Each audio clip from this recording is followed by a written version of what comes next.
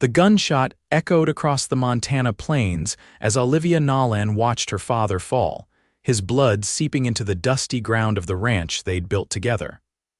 That was 3 days ago. Now, as the morning sun cast long shadows across the weathered porch of the Lazy Inn, Olivia stood alone with her bags packed, her home no longer her own. Montana Territory, 1885. The world had changed around Olivia in the span of a single week. Her father's debts, hidden from her until his death, meant everything they'd worked for now belonged to the bank. The ranch hands had scattered, seeking work elsewhere, and the new owner would arrive by week's end. At 22, with nowhere to go and no family to speak of, Olivia had packed what little remained truly hers. The sound of hoofbeats drew her attention to the trail leading up to the house. A rider approached, his silhouette familiar against the rising sun. Vincent Faraday. The neighboring rancher's son, who'd worked alongside her father for years before starting his own modest, spread 10 miles east. At 26, Vincent had become one of the most respected young cattlemen in the county, known for his fair dealings and steady hand. He dismounted, removing his hat as he approached. His eyes, the color of prairie skies after a storm, met hers with an intensity that made her breath catch. "I heard about the sale," he said, his voice low and careful. "Where will you go, Liv?" She squared her shoulders, unwilling to reveal how utterly lost she felt. "Nearest town with work for a woman, I suppose. Helena, maybe." Vincent's jaw tightened. He knew as well as she did what work would likely await an unmarried woman without references or connections. He stepped closer, close enough that she could smell the leather of his saddle and the clean scent of soap beneath the dust of the trail. "Come with me," he whispered, the words barely audible above the morning breeze. "What?" Olivia wasn't sure she'd heard him correctly. "Come with me," he repeated, more firmly this time. "I've got room at my place. It isn't much, but there's work if you want it. You're the best horse trainer in 3 counties, Liv. I could use your help." Pride warred with desperation inside her. "I don't need charity, Vincent." His laugh held no humor. "Charity? The last thing I'd call it is charity. I need help and you need somewhere to go. It's an honest proposition." Olivia studied him, searching for any hint of deceit or pity. She found none. Only the straightforward gaze of a man making a business arrangement. And perhaps something else, something that had been growing between them for years, unspoken and carefully ignored. "What would people say?" she asked, though she already knew she would accept. Any alternative was unthinkable. Vincent shrugged. "They'll talk regardless, let them. My housekeeper, Mrs. Perkins, lives on the property. Your reputation will remain intact." The mention of her reputation nearly made her laugh, as if that mattered now when her entire world had crumbled. But she understood what he was offering, not just employment, but a chance to hold onto her dignity. "When do we leave?" she asked. Relief flickered across his features. "Now. Before that banker Henderson comes snooping around again." Olivia nodded, turning to pick up her bags. Vincent was beside her in an instant, taking the heavier trunk from her hands. Their fingers brushed, and she felt a jolt of something warm and unexpected rush through her. "Thank you," she said simply, knowing the words were inadequate. "Don't thank me yet," he replied with a hint of a smile. "Wait until you've tried Mrs. Perkins' cooking." As they loaded her belongings onto Vincent's wagon, Olivia cast one last glance at the only home she'd ever known. The whitewashed walls now peeling, the garden her mother had planted now overgrown. A lifetime of memories contained within those walls, and she was leaving them behind. Vincent offered his hand to help her onto the wagon seat. Ready? No, she wasn't ready. She doubted she'd ever be ready to leave this place. But she placed her hand in his, feeling the strength and calluses earned from years of hard work. Yes, the wagon lurched forward, and Olivia did not look back again. Whatever lay ahead, she would face it with the same determination that had seen her through 22 years on the unforgiving frontier. And for reasons she couldn't quite name, having Vincent Faraday beside her made the unknown future seem slightly less terrifying. The journey to Vincent's ranch took most of the day, winding through valleys and across streams swollen with the last of the spring runoff. They spoke little, each lost in their own thoughts, but the silence between them was comfortable, punctuated occasionally by Vincent pointing out landmarks or changes to the landscape since she'd last traveled this way. As the sun began its descent toward the distant mountains, Vincent's property came into view. It was smaller than her father's spread, but well-maintained, with sturdy fences and healthy cattle grazing in the distance. The main house was modest, a two-story wooden structure with a wide porch and smoke curling from the chimney. "It's not much," Vincent said, a hint of apology in his voice. "Not like what you're used to." "It's beautiful," Olivia replied honestly. Her father's ranch had been larger, but neglected in recent years as his health declined and debts mounted. This place, though smaller, showed care in every detail. A plump woman with silver-streaked hair emerged from the house as they approached, wiping her hands on her apron. "Mrs. Perkins," Olivia presumed. Behind her, a young stable hand hurried forward to take the horses. "You're late for supper," Mrs. Perkins called, her tone scolding but her eyes warm. Then she noticed Olivia. "You didn't mention we'd have company, Mr. Faraday." Vincent jumped down from the wagon and helped Olivia descend.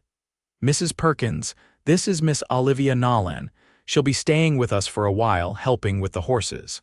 Mrs. Perkins' expression softened with understanding. News traveled fast in these parts. She clearly knew of Olivia's circumstances. "Well then, welcome, Miss Nolan. I've prepared the guest room upstairs. It's small, but it catches the morning light nicely." "Thank you," Olivia said, touched by the woman's matter-of-fact acceptance. "No pity, no questions, just practical hospitality." "Tommy," Vincent called to the stable hand, "bring Miss Nolan's things to the guest room, then see to the horses."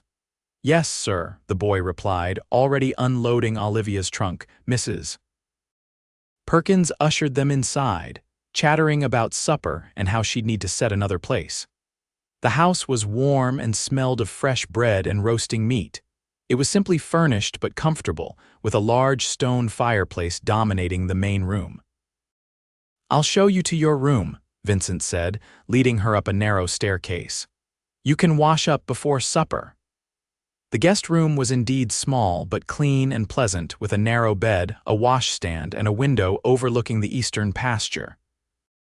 Tommy struggled in with her trunk, placing it at the foot of the bed before hurrying back downstairs. "Mrs. Perkins comes in from her cottage each day to cook and clean," Vincent explained, lingering in the doorway. "She's a widow. Husband was one of my father's oldest friends. She'll make sure you have everything you need." Olivia nodded, suddenly overwhelmed by the day's events. "Vincent, I don't know how to thank you," he shook his head. "No need, we help each other out here. That's the code of the West, isn't it?" But they both knew this was more than neighboring ranchers helping each other through a tough winter or a bad harvest. This was Vincent offering her a lifeline when she was drowning. "Still," she insisted, "I want you to know I'll earn my keep. I'm a hard worker." A smile tugged at his lips. "I know that better than most live. I've seen you break horses that made grown men weep." The memory brought a smile to her face as well. 3 years ago, her father had purchased a particularly wild Mustang stallion. None of the hands could get near him without risking life and limb.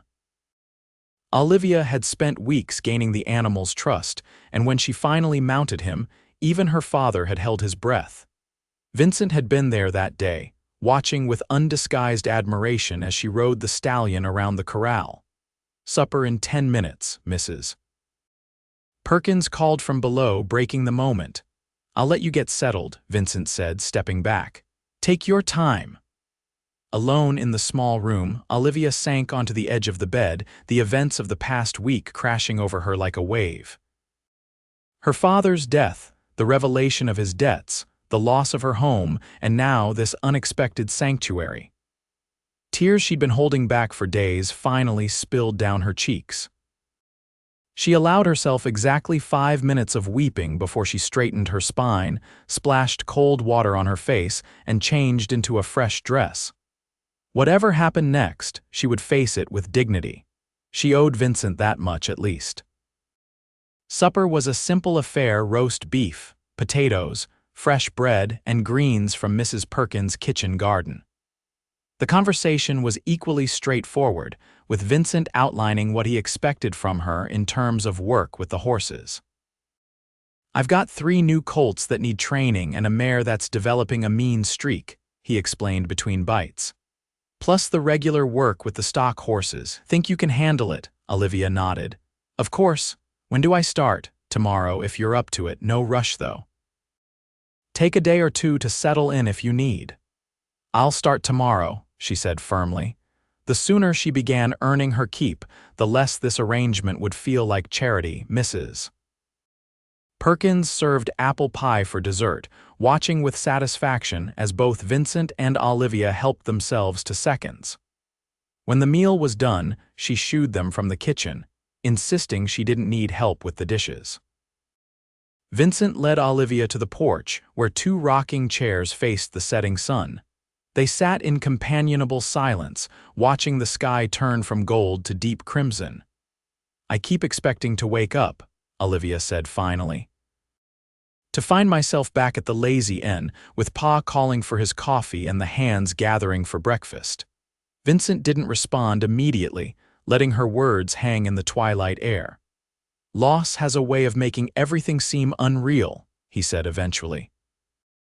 "When my mother died, I kept finding myself in rooms where I'd seen her last, as if I could somehow will her back into existence." Olivia glanced at him. Vincent rarely spoke of his mother, who had succumbed to pneumonia when he was 15. Does it ever stop feeling that way? He considered the question carefully. Not entirely, but eventually you start building new memories in those spaces, new routines, and one day you realize you've gone a whole day without that hollow feeling in your chest. It was the most Vincent had ever revealed of himself, and Olivia found herself touched by his willingness to share something so personal. "Thank you," she said softly. "Not just for this," she gestured to the house and land around them, "but for understanding." Vincent's gaze met hers, serious and intent. "I don't understand completely, Liv. No one can, but I want to help if you'll let me." The sincerity in his voice made her throat tighten. For a moment, she thought he might reach for her hand and found herself both hoping for and dreading the contact. But he simply nodded and returned his attention to the darkening sky. "We should turn in," he said after a while. "Dawn comes early around here." "Yes," Olivia agreed, rising from the rocking chair. "Good night, Vincent. Good night, Liv." He remained on the porch as she went inside, and she could feel his eyes following her until she disappeared up the stairs. In her room, Olivia changed into her nightgown and brushed out her long chestnut hair. The bed was narrower than she was accustomed to, but comfortable, with fresh-smelling linens. As exhaustion overtook her, her last thought before sleep claimed her was that perhaps, just perhaps, this unexpected turn in her life might lead somewhere she never could have imagined. The crowing of a rooster woke Olivia before dawn. For a disorienting moment, she didn't recognize her surroundings, then memory flooded back. This was Vincent Faraday's guest room. This was her new home, at least for now. She dressed quickly in her simplest work clothes: a worn cotton shirt, sturdy trousers usually hidden beneath riding skirts, and boots that had seen better days. Her father had never approved of her wearing men's clothing, even for ranch work, but practicality had often won out over propriety. She hoped Vincent wouldn't mind. Skirts were dangerous around horses that needed breaking. When she descended to the kitchen, she found Mrs. Perkins already busy at the stove and Vincent at the table, nursing a cup of coffee and reading a week-old newspaper. He glanced up at her entrance, his eyes widening slightly at her attire before a smile of approval spread across his face. "Morning, sleep well." "Better than I expected," she admitted, accepting the coffee Mrs. Perkins poured for her. "Good, you'll need your wits about you today. That mare I mentioned has a nasty habit of trying to crush riders against the corral fence." Olivia felt a spark of excitement at the challenge. "Nothing I haven't dealt with before." Breakfast was hearty eggs, bacon, and biscuits with gravy, and they ate quickly, eager to begin the day's work. As they stepped outside, the eastern sky was just beginning to lighten, painting the landscape in shades of blue and gray.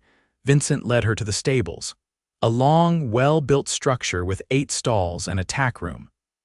Tommy was already there, mucking out stalls and filling water troughs. "Morning, Miss Nolan," he called cheerfully. He couldn't have been more than 15, with a shock of red hair and freckles scattered across his nose. "Morning, Tommy," she replied. "And please call me Olivia." Vincent showed her around the stables, introducing her to each horse as if they were people. "This is Jupiter," he said, stopping at a stall housing a magnificent black stallion. "My pride and joy, sired 2 of the colts you'll be working with." The horse approached, curious about the newcomer. Olivia offered her palm, letting him catch her scent before gently stroking his nose. "He's beautiful," she murmured. "Strong bloodlines." Vincent nodded, pleased by her assessment. "The mare that's giving us trouble is in the last stall. Her name's Tempest, which should tell you something about her disposition." Tempest proved to be a striking bay mare with a white blaze down her face and 1 white sock on her right foreleg. As they approached, she laid her ears back and snorted a warning. "She was fine until about a month ago," Vincent explained. "Then something spooked her badly while one of the hands was riding her. Now she won't let anyone on her back without trying to kill them." Olivia studied the mare thoughtfully. "Has the vet looked at her?" "Sometimes a change in behavior is due to pain. Doc Miller checked her over, said she's healthy as can be, just developed a grudge against humanity." "Mind if I go in?" Olivia asked. Vincent hesitated. "She's unpredictable, Liv. Maybe watch her for a day or 2 first." Olivia raised an eyebrow. "I thought you brought me here for my expertise with difficult horses." He had the grace to look sheepish. "I did, but I didn't bring you here to get trampled on your first day." "I'll be careful," she promised. "I just want to get a feel for her." Vincent sighed, recognizing the stubborn set of her jaw. "All right, but I'm coming in with you." They entered the stall together, moving slowly and speaking softly. Tempest retreated to the far corner, watching them with suspicious eyes. Olivia didn't approach her directly, instead leaning against the opposite wall, simply existing in the same space. "What happened to the hand she threw?" she asked Vincent quietly. "Broken arm. He's fine now, but refusing to go near her again." Olivia nodded, still watching the mare. "I think she's afraid, not angry. Look at her eyes." Vincent studied Tempest more carefully. "You might be right, but afraid of what?" "That's what we need to find out." Olivia pushed away from the wall. "Let's give her some space for now. Show me those colts you mentioned." The rest of the morning was spent assessing the 3 young horses Vincent wanted trained. All were under 2 years old, with good conformation and lively temperaments. One in particular, a chestnut colt with a playful disposition, caught Olivia's attention. "This one's special," she told Vincent as they watched the colt prance around the paddock. "He's got spirit but not meanness. He'll make a fine cutting horse with the right training." Vincent nodded, pleased by her assessment. "That's what I thought too. His dam was one of the best cutting horses I've ever worked with." By midday, Olivia had formulated a training plan for each horse, including Tempest. They discussed it over a simple lunch Mrs. Perkins had packed for them, sitting in the shade of a large oak tree near the corral. "You make it sound so straightforward," Vincent said, impressed by her methodical approach. Olivia shrugged. "Horses are straightforward creatures once you understand them. It's people who are complicated." That earned her a laugh. "Can't argue with that." He passed her a canteen of cool water. "So about Tempest, you really think you can bring her around?" "I do," Olivia said confidently. "But it will take time and patience. No shortcuts." "Time and patience we've got," Vincent replied. "What we don't have is a horse that tries to murder its rider." The afternoon was spent with more practical matters. Olivia worked with each of the young horses, getting them accustomed to her presence and touch. She spent additional time with Tempest, simply sitting outside her stall, occasionally offering an apple but asking nothing in return. As the sun began to set, Casting long shadows across the ranch yard, Vincent found her still at the stables, grooming one of the gentler mares. "Supper will be ready soon," he said, leaning against the stall door. "Mrs. Perkins gets cranky if we're late." Olivia nodded, running the brush along the mare's flank one last time before setting it aside. "I lost track of time." "Easy to do around horses," Vincent agreed. "They have a way of making the hours disappear." They walked back to the house together, the comfortable silence between them broken only by the sounds of evening settling over the ranch cattle lowing in the distance, birds calling their final songs of the day. "You did good work today," Vincent said as they reached the porch. "Those colts already seem to trust you." "They're good animals," Olivia replied. "You've got a fine stock here, Vincent." He smiled at the compliment. "Built it up slowly. Started with just 2 mares and a stallion when my father gave me this piece of land 5 years ago."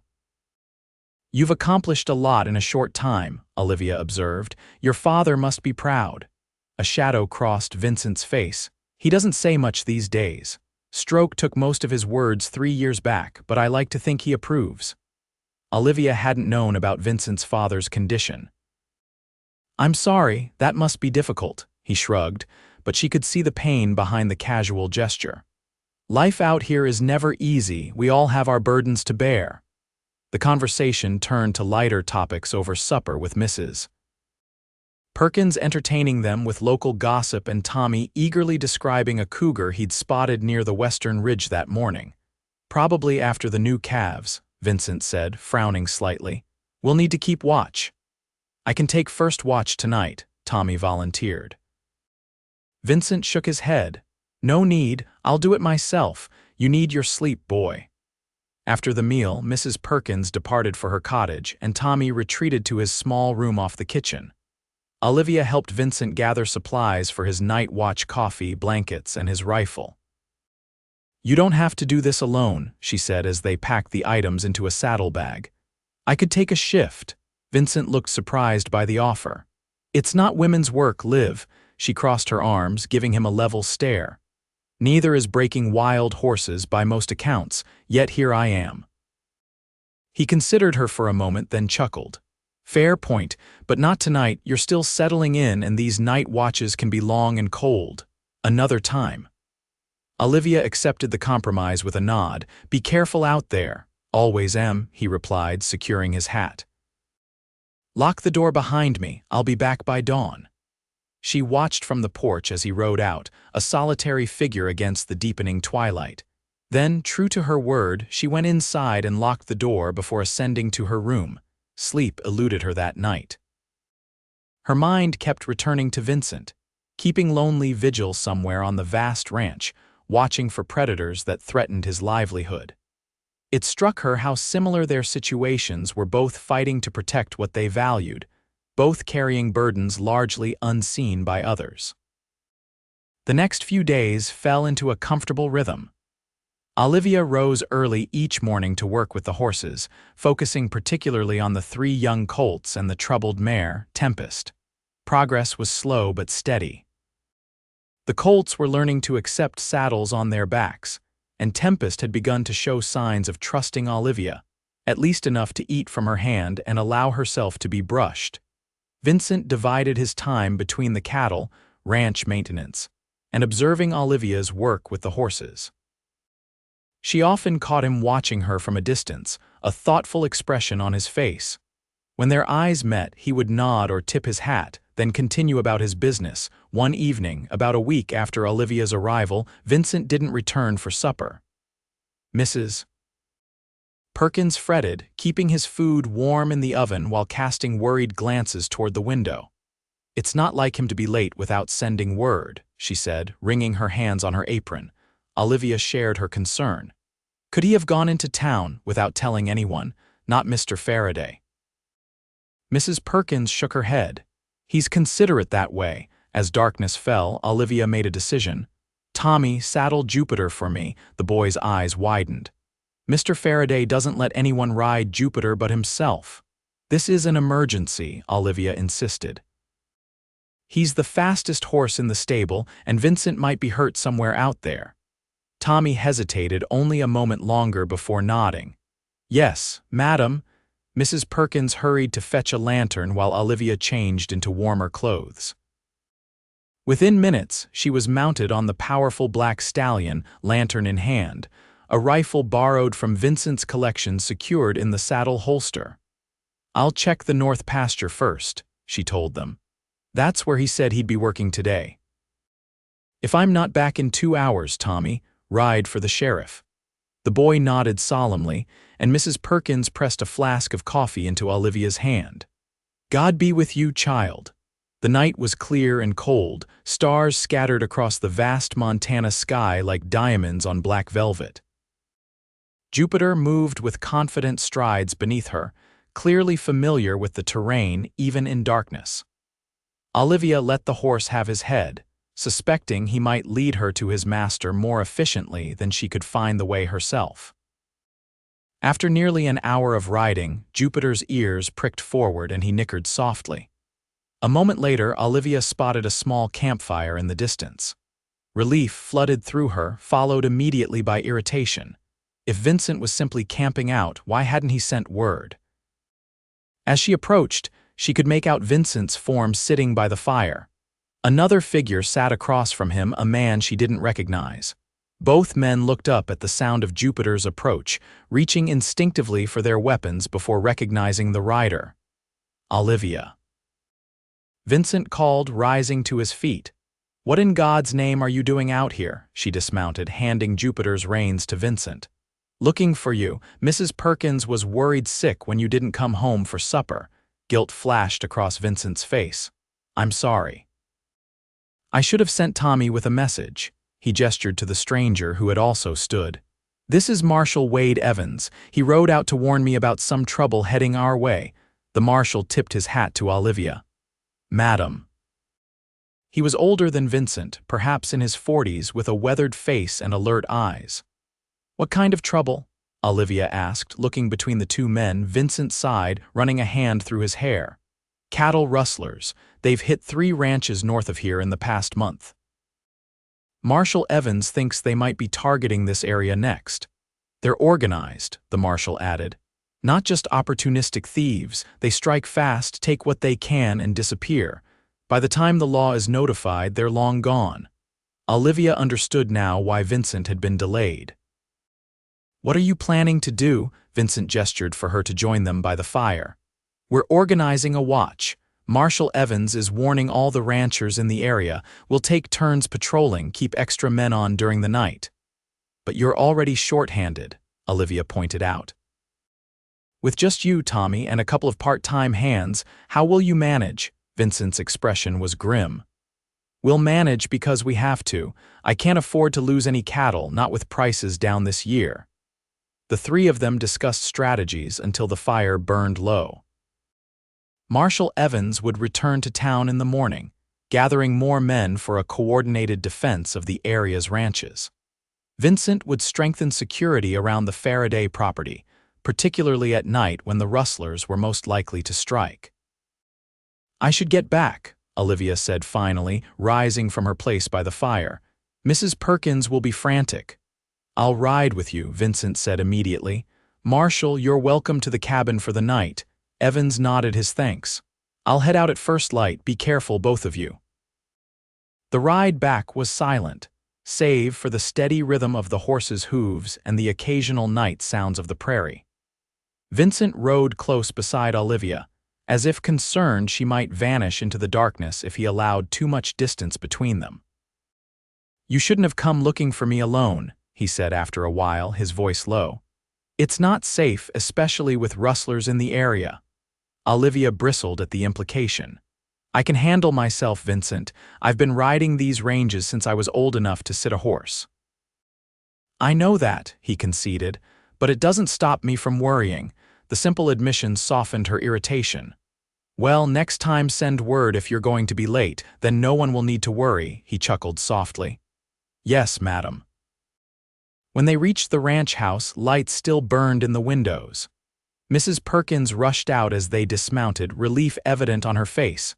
"Thank the Lord," she exclaimed. "Found him, did you?" "He was fine," Olivia assured her.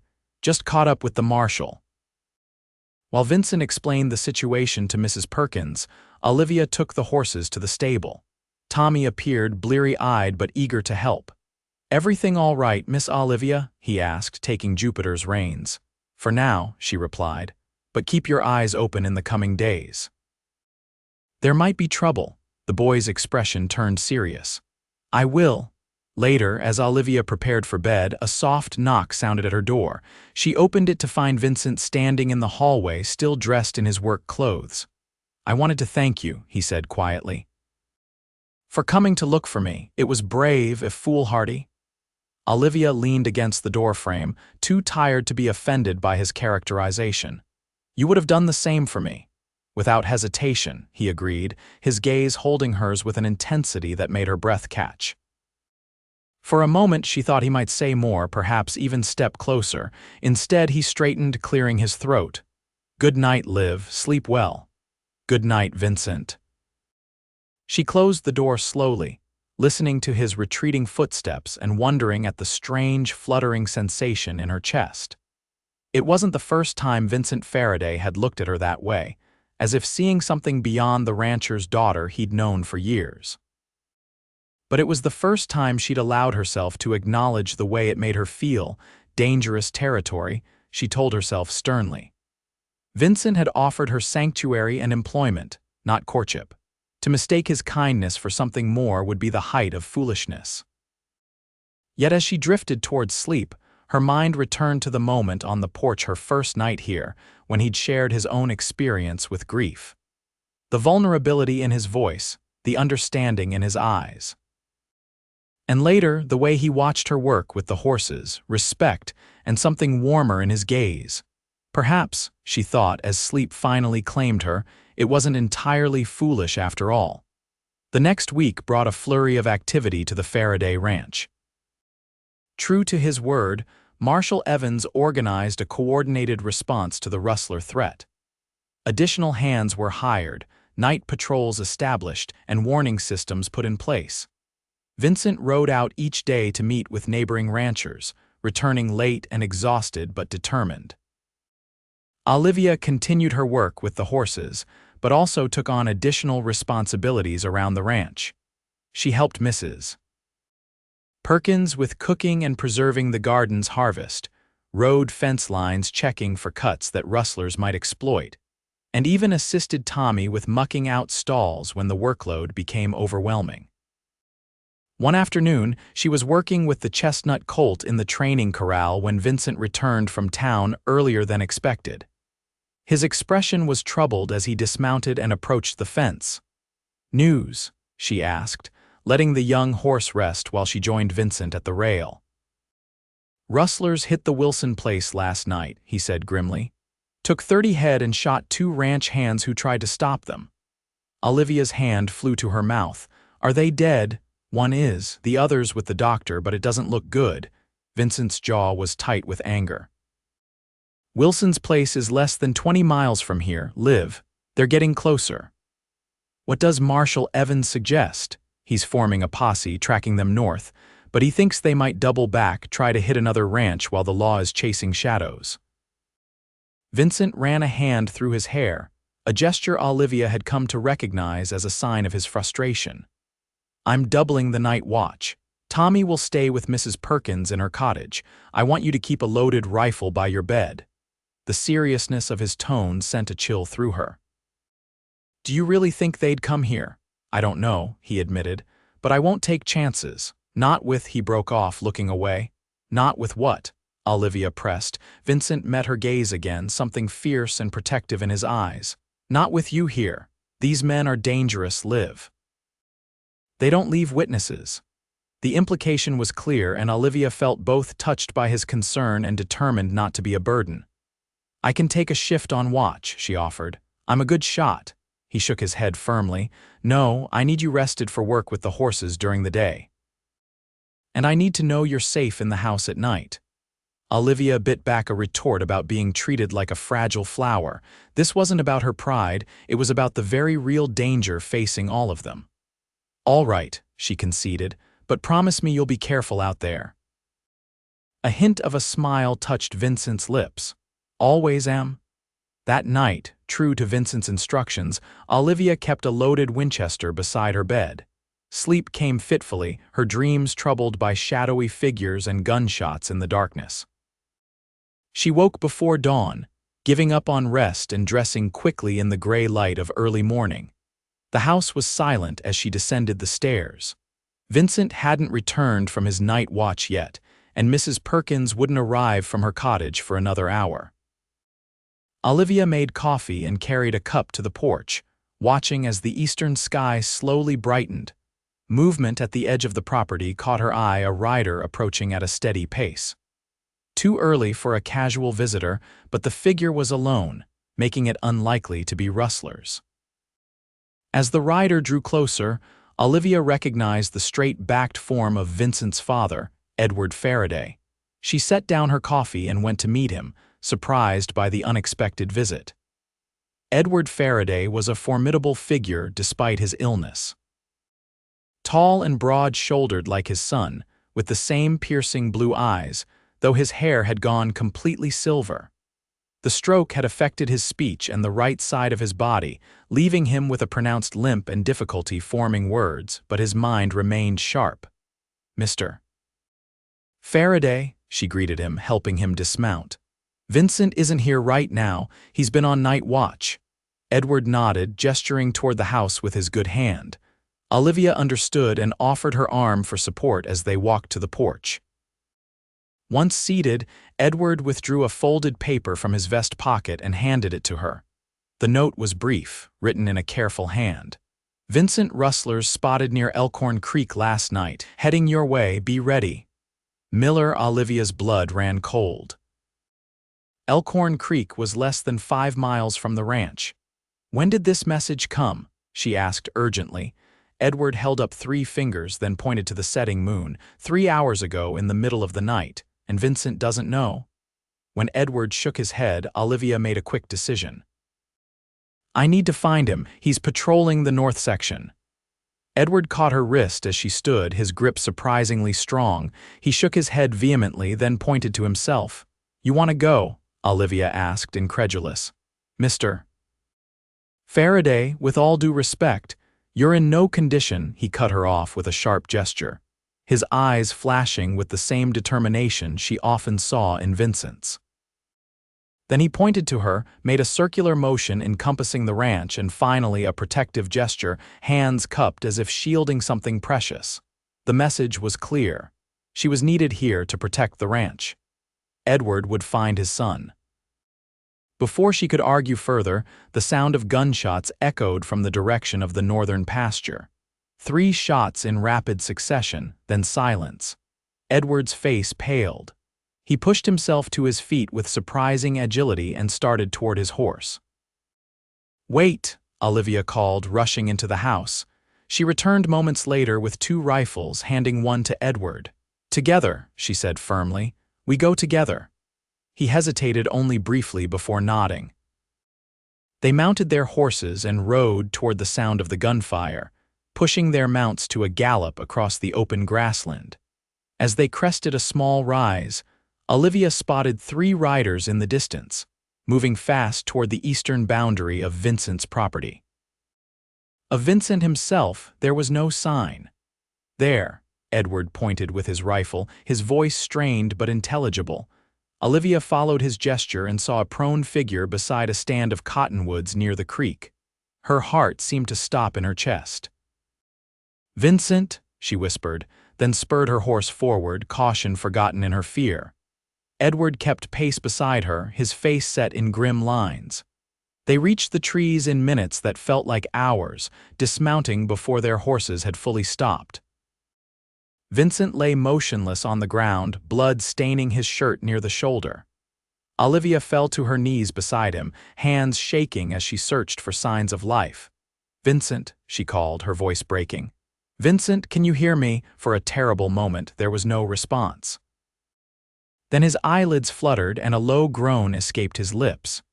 Relief crashed through Olivia with such force she nearly wept. "Rustlers," Vincent muttered, struggling to sit up. 3 of them, scouts for the main group. Edward knelt on Vincent's other side, examining the wound with practiced eyes despite his impaired mobility.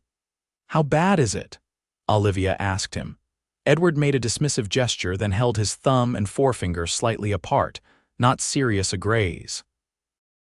"Lucky," Vincent agreed, wincing as he pressed a hand to his bleeding shoulder. "They were aiming for my heart."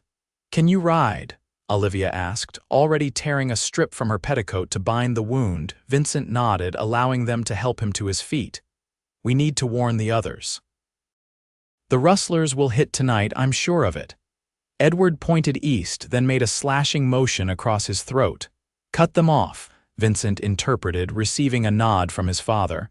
"It could work. If we get word to the neighboring ranches, set up an ambush instead of waiting for them to choose their moment."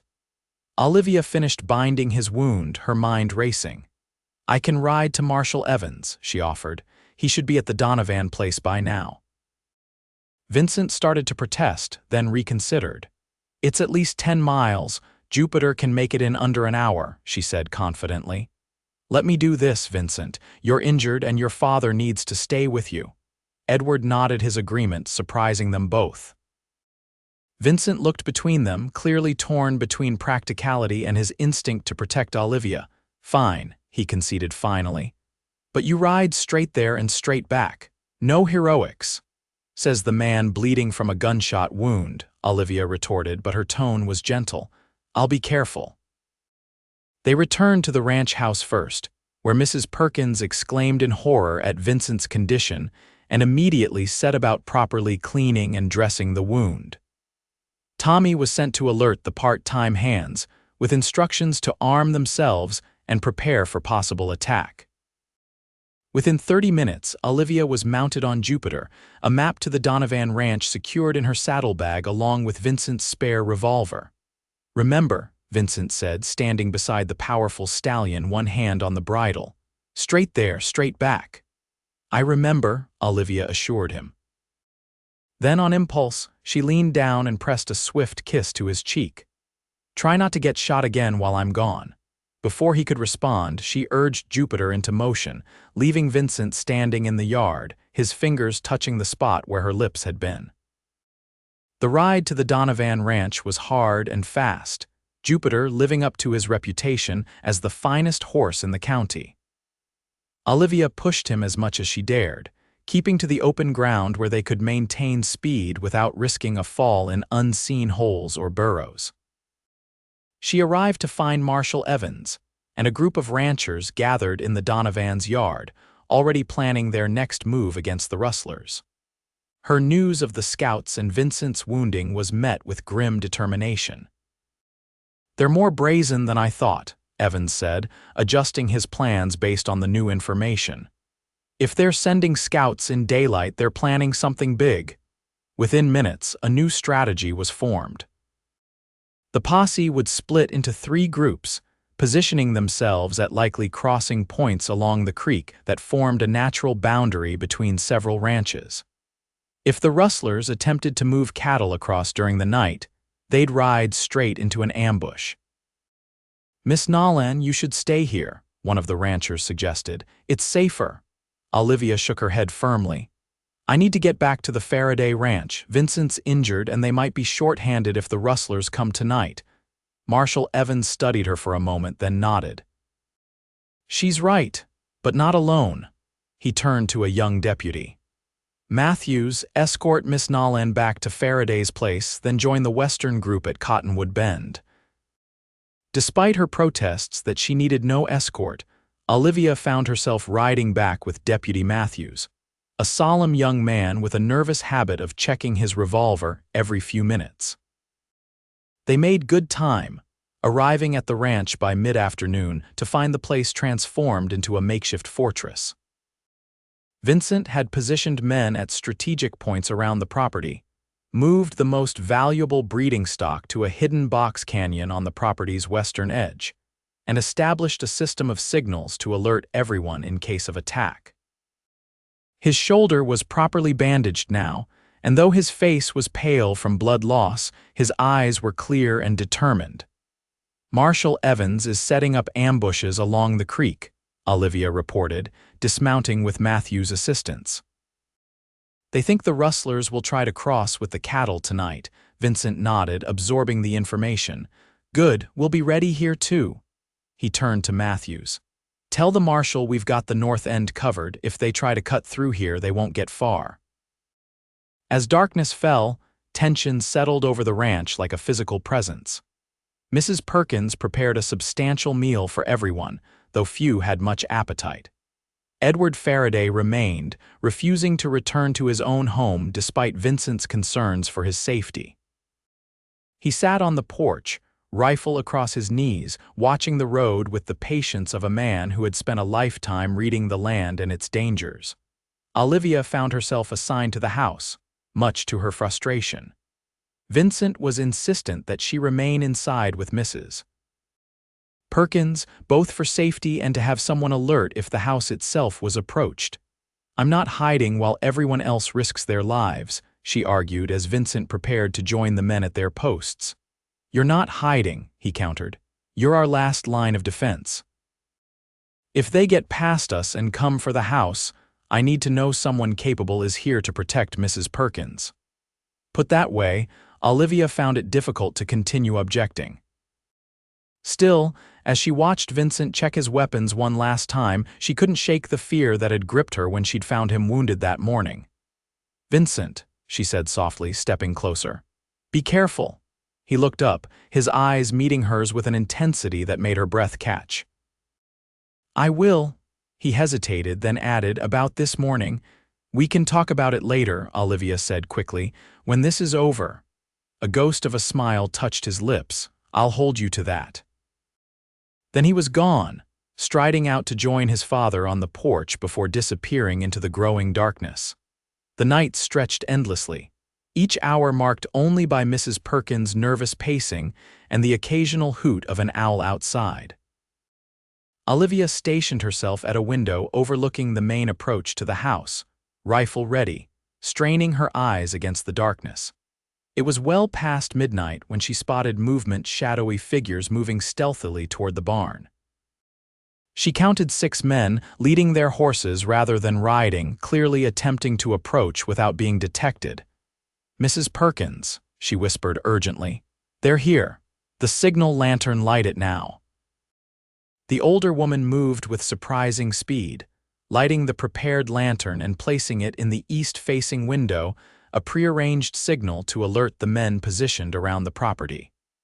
Almost immediately, a shot rang out from the direction of the bunkhouse, followed by shouts and more gunfire. The rustlers abandoned stealth, rushing toward the barn where the remaining horses were kept. Olivia didn't hesitate. Stay inside, bolt the door behind me, she instructed Mrs. Perkins, then slipped out the back door, rifle in hand. Using the shadows for cover, she made her way toward the barn, intent on preventing the rustlers from stealing Vincent's prized horses or, worse, using them as hostages to secure their escape.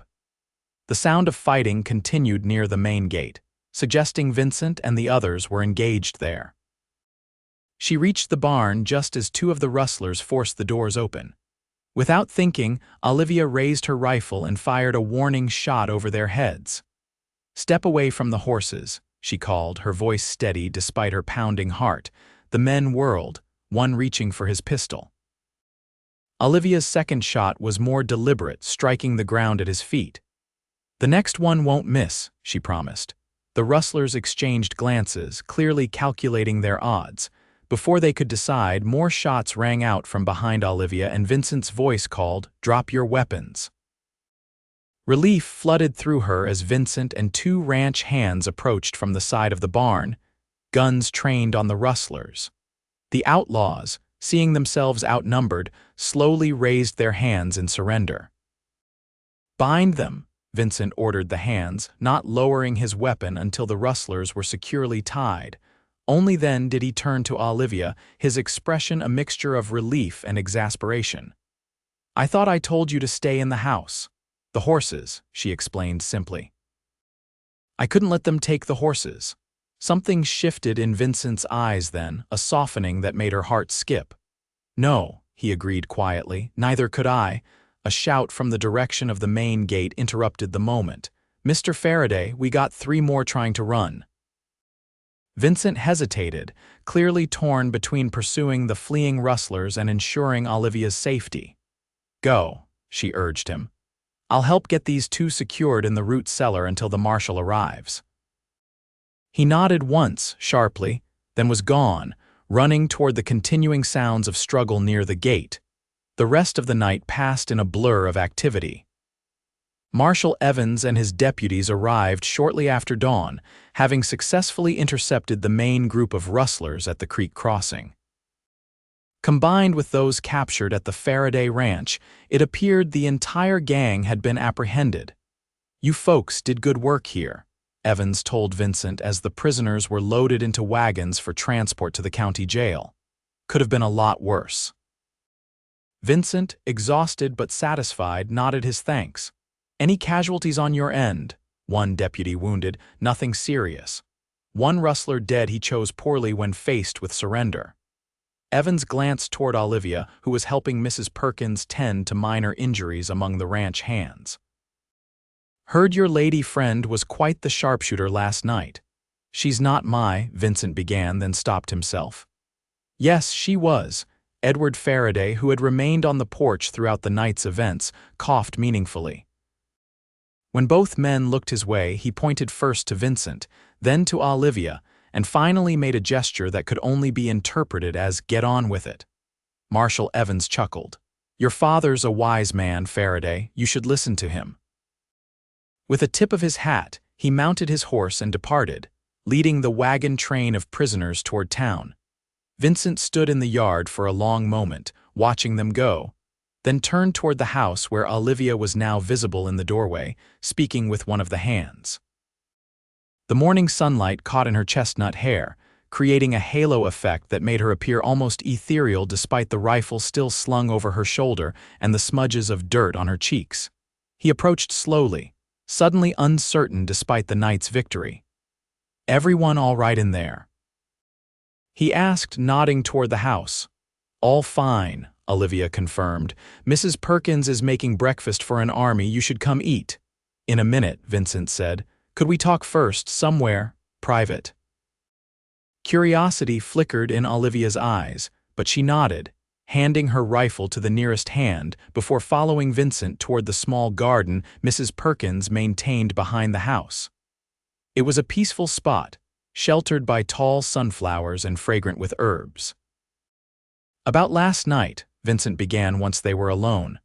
"What you did was brave, foolhardy but brave. Seems to be a pattern with me," Olivia observed with a slight smile. "At least according to you." Vincent laughed softly. "Indeed." He sobered, looking out over the garden toward the distant mountains.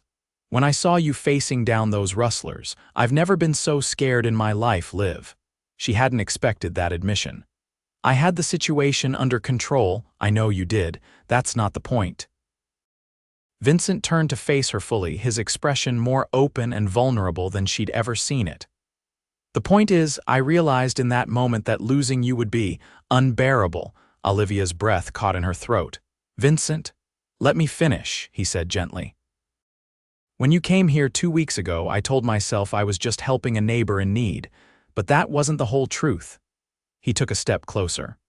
"I've admired you for years, Liv, your strength, your skill with horses, your kindness, but I never thought."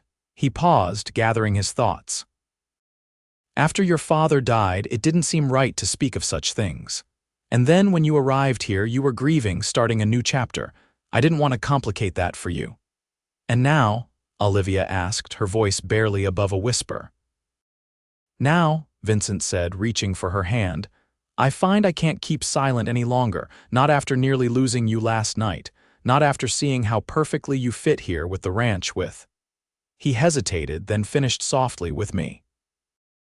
Olivia looked down at their joined hands, then back up to meet his gaze.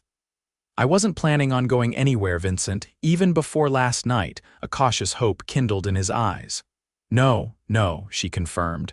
"This place, it felt like home almost from the first day, and you." She paused, gathering her courage. "You've been more than just a neighbor or employer. You've been a friend when I needed one most, and perhaps—" She squeezed his hand gently. Perhaps something more if you want that.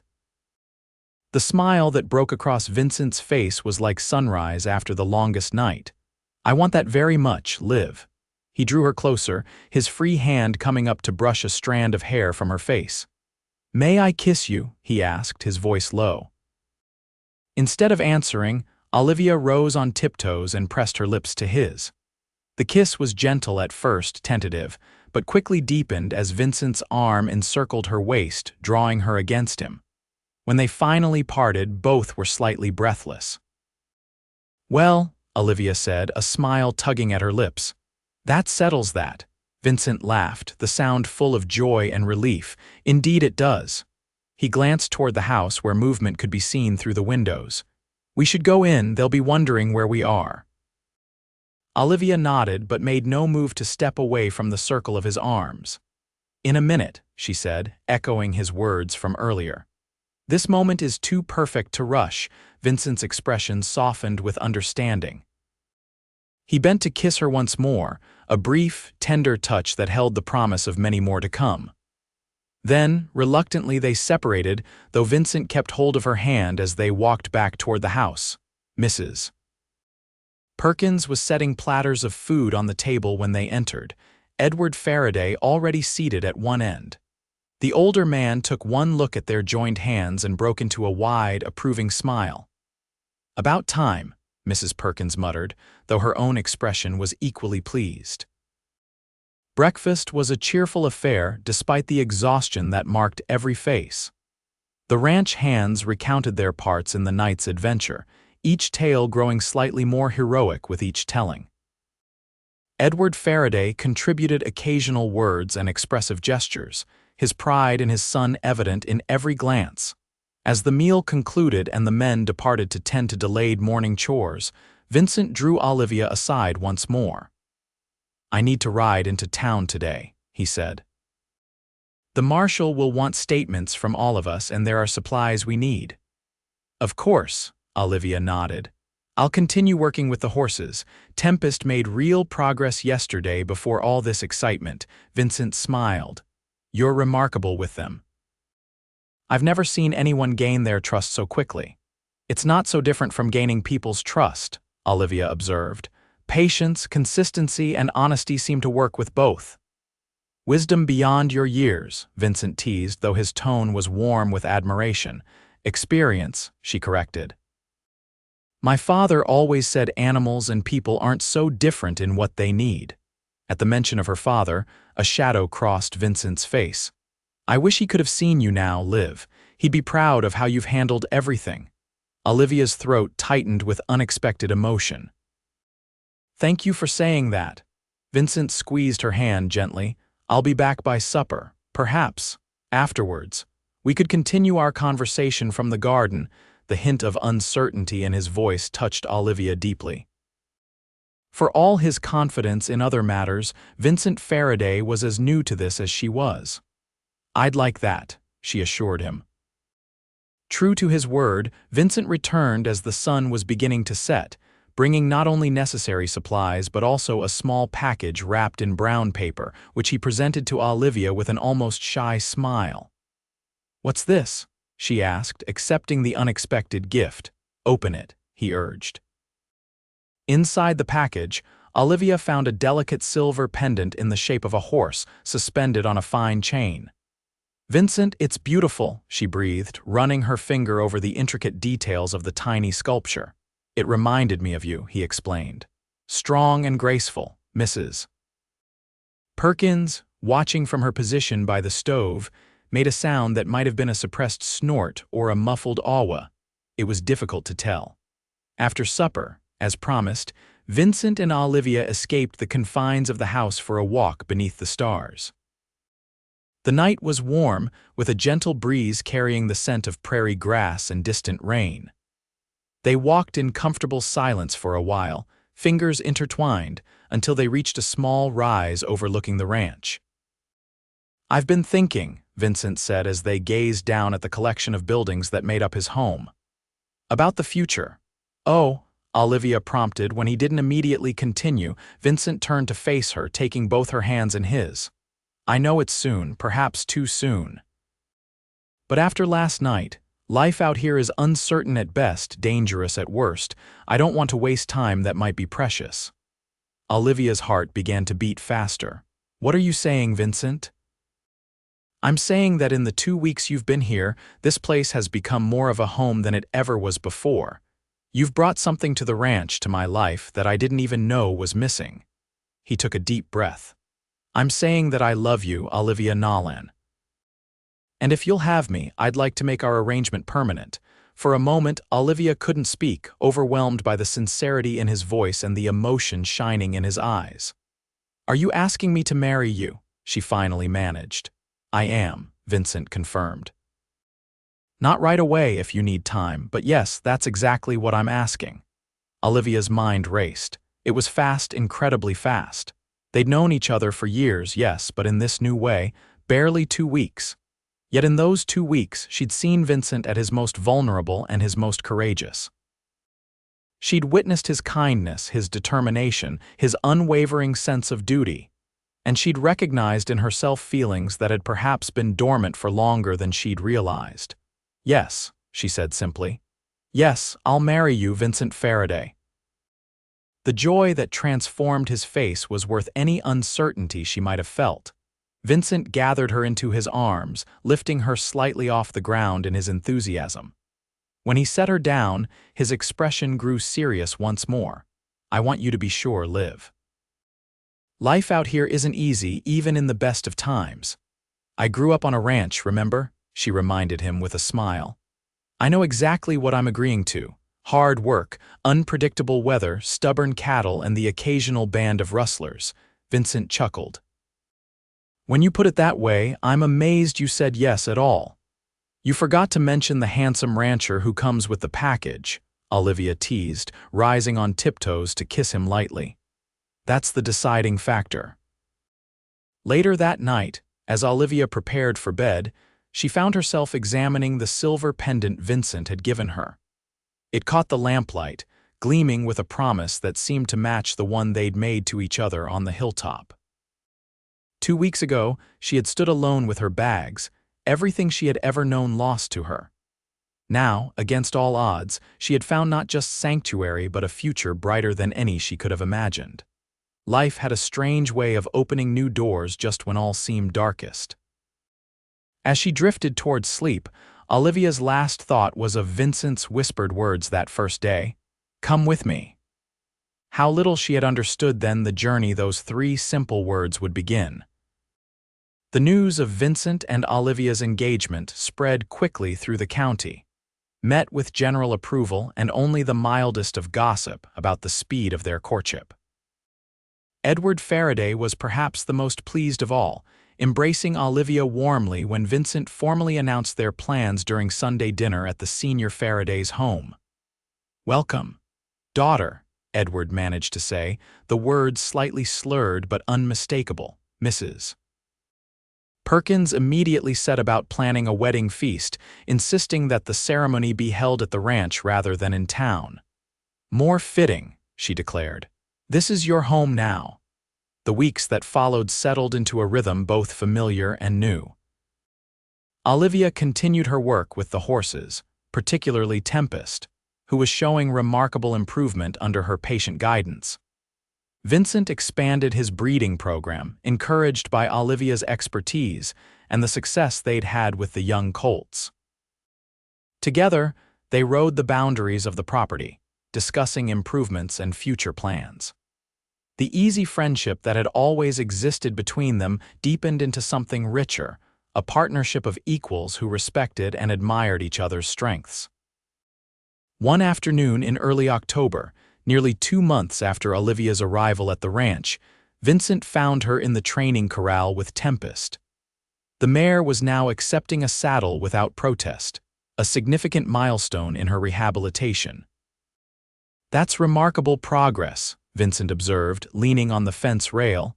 "I wasn't sure it could be done." Olivia patted Tempest's neck, rewarding her for standing quietly. She just needed someone to understand her fear, not punish her for it. Vincent's expression turned thoughtful. You have a gift, Liv, not just with horses but with seeing what others need. She joined him at the fence, brushing dust from her trousers. What's on your mind, Vincent? You have that look. What look? He asked, feigning innocence. The one you get when you're planning something but aren't sure how I'll react, Olivia clarified with a knowing smile. Caught, Vincent chuckled. You know me too well already. He gestured toward the house. Walk with me. They strolled back together, Vincent unusually quiet until they reached the porch. There, he turned to face her. I've been thinking about the wedding. Mrs. Perkins has it all planned for the first week of November, Olivia reminded him. Don't tell me you're having second thoughts. No. Vincent exclaimed, alarmed by the suggestion. God, no, quite the opposite. He took her hands in his. I was thinking perhaps we shouldn't wait that long. Olivia raised an eyebrow. Why the rush, Mr. Faraday? Because I'm impatient, he admitted with a smile. Because every night saying good night to you at your bedroom door gets more difficult. Because, he grew more serious, I want to start our life together properly as husband and wife. A warmth spread through Olivia at his words. The same thoughts had crossed her mind in recent weeks, though she hadn't voiced them. What did you have in mind? This weekend, Vincent suggested. The pastor could ride out Saturday morning. It would be small, just my father, Mrs. Perkins, Tommy, and a few close neighbors.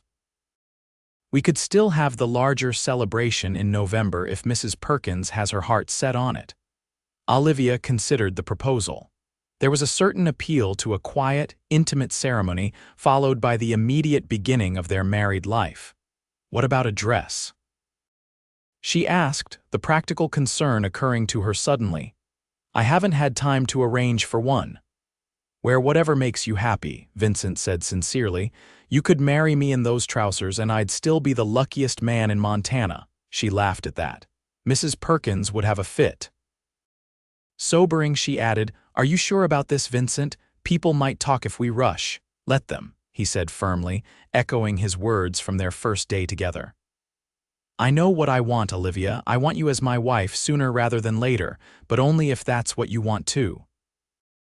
Looking up into his earnest blue eyes, Olivia found her decision already made. Saturday it is, she agreed softly. I'll wear my mother's dress. It's packed in my trunk, the one thing of hers I kept. The joy that lit Vincent's face was worth any potential gossip their hasty marriage might generate. He pulled her into his arms, kissing her with a passion that left them both breathless. Saturday can't come soon enough, he murmured against her hair. True to their plan, the wedding took place that Saturday morning in the main room of the ranch house, decorated with autumn flowers and branches by Mrs. Perkins and Tommy. Olivia wore her mother's dress, a simple gown of ivory silk that had yellowed slightly with age but fit perfectly. Vincent stood tall and handsome in his best suit, his eyes never leaving Olivia as she walked toward him on Edward Faraday's arm. The ceremony was brief but heartfelt, with Pastor Collins offering words about partnership, resilience, and love that seemed especially suited to life on the frontier. When Vincent slipped a gold band onto Olivia's finger, his mother's ring, she realized with a catch in her throat his hands were steady, his gaze unwavering. I now pronounce you husband and wife, Pastor Collins declared, and a cheer went up from the small gathering of friends and neighbors who had come to witness the union. The celebration that followed was joyful if modest, with Mrs. Perkins serving a wedding feast that would have impressed even the wealthiest families back east. There was music from a fiddle played by one of the neighboring ranchers, dancing in the yard, and many toasts to the happiness of the newlyweds. As evening approached, guests began to depart, each offering final congratulations and, in some cases, good-natured teasing about the night ahead. Olivia accepted it all with grace, though a flutter of nervous anticipation had begun to build in her stomach. Mrs. Perkins was the last to leave, having overseen the cleaning up and preparation of the house for the couple's first night together. I've left cold supper in the pantry, she told Olivia with a meaningful look, and I won't be back until noon tomorrow. Then she was gone, leaving Vincent and Olivia truly alone for the first time since their courtship began.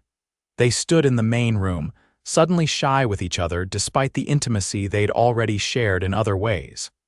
"Would you like that supper Mrs. Perkins mentioned?" Vincent asked, breaking the silence. Olivia shook her head, a smile playing at her lips. "Not particularly." Understanding dawned in Vincent's eyes, followed by a warmth that sent a shiver through her. He crossed to where she stood, taking her hands in his. "Mrs. Faraday," he said softly, testing the name. "Do you know how beautiful you look right now? Tell me," she invited, her nervousness melting under the heat of his gaze. "Like a dream I never dared to have," he murmured, drawing her closer.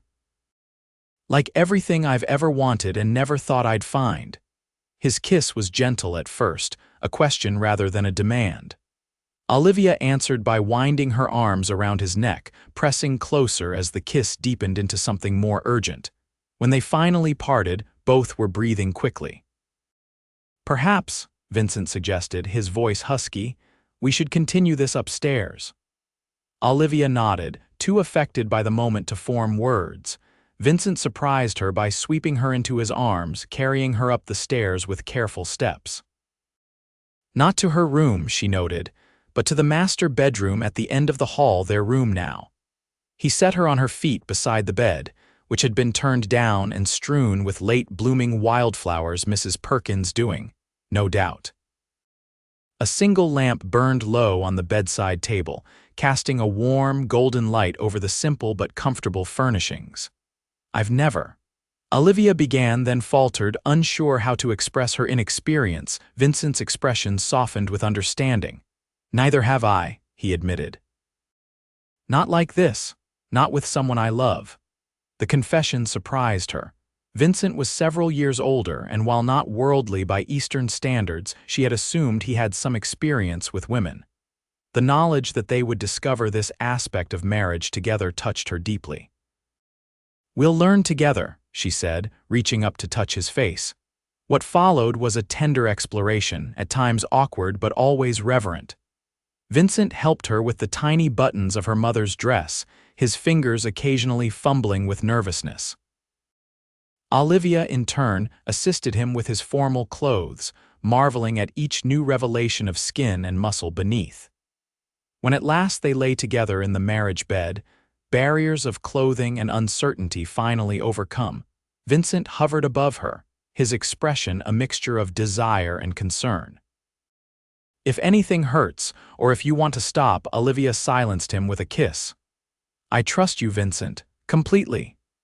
Their union was slow and gentle, Vincent taking care to ensure her comfort despite his own mounting passion. There was pain, briefly, but it gave way to sensations Olivia had never imagined, warmth spreading through her limbs, a building tension that seemed to center where their bodies joined, and finally, unexpectedly, a release that left her gasping his name. Afterwards, they lay tangled together, the cool night air raising goosebumps on sweat-dampened skin. Vincent pulled the quilt over them, tucking Olivia against his side. "Are you all right?" he asked, his voice tender with concern. She nodded, pressing a kiss to his chest where his heart beat steadily beneath her cheek. "More than all right. I'm happy, Vincent, truly happy." His arms tightened around her. "As am I, Mrs. Faraday, as am I." They drifted towards sleep, secure in the knowledge that whatever challenges the future held, they would face them together, not as rancher and employee, not as neighbors or even friends, but as husband and wife, bound by love and choice rather than circumstance. The years that followed brought both joys and hardships, as life on the frontier inevitably did. The ranch prospered under their joint management, with Olivia's expertise with horses complementing Vincent's skill with cattle. They expanded their holdings, purchasing adjacent land when it became available, including in a moment of poetic justice the Lazy N, which had changed hands twice since Olivia's departure. Edward Faraday lived to see the birth of his first grandchild, a daughter they named Eleanor after Vincent's mother. Though his speech never fully recovered, he became an adored grandfather, spending hours teaching the little girl about horses and the land that would one day be hers. Tempest, the once troubled mare, became Olivia's personal mount, her rehabilitation complete and her trust absolute. She eventually foaled 3 colts, each showing the same intelligence and spirit that had initially drawn Olivia to their dam. Through harsh winters and drought summers, through the births of 2 more children, a son named James after Olivia's father, and another daughter, Catherine, the bond between Vincent and Olivia only strengthened. They weathered each challenge together, their partnership a model for their children of what marriage could and should be.